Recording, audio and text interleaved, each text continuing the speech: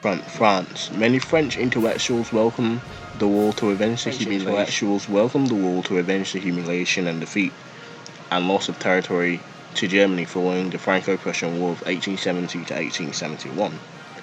Only one major figure, novelist Romain Rolland, retained his pacifist internationalist values.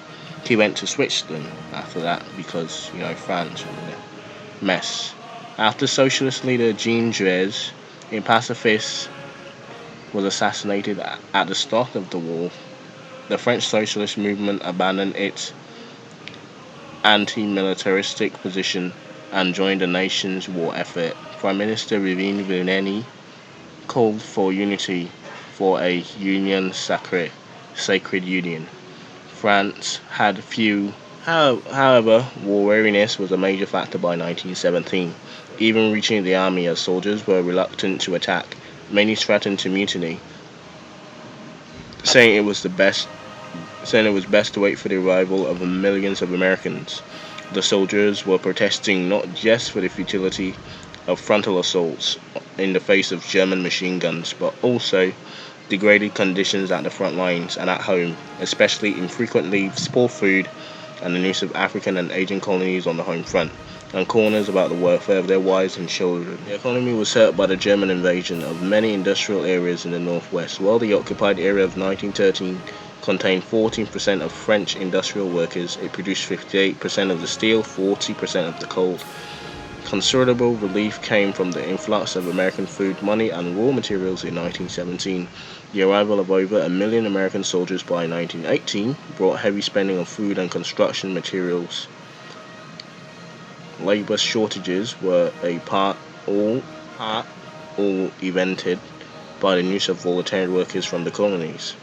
The war damage amounted to about 113% of the GDP of 1913, chiefly the destruction of productive capital and housing. The national debt rose from 66 GDP in 1913 to 117 in 1919, reflecting a heavy use of bonds issued to pay for the war. Inflation was severe, with the franc losing over half of its values against the British pound. So the French franc is worth less than the pound now. The war ended the golden era of press. Their young staff members were drafted and male replacements could not be found. Women were not considered. Rail transportation was rationed and less paper and ink came in. The fewer copies could be shipped out. Inflation rose to the price of newsprint, which also is in short supply. The cover price went up, circulation fell, and many of the 242 daily publishers outside of Paris closed down. The government set up the Interministerial Press Commission to closely supervise the newspaper. The separate agency imposed tight censorship that led to the blank spaces where news reports or editorials were disallowed.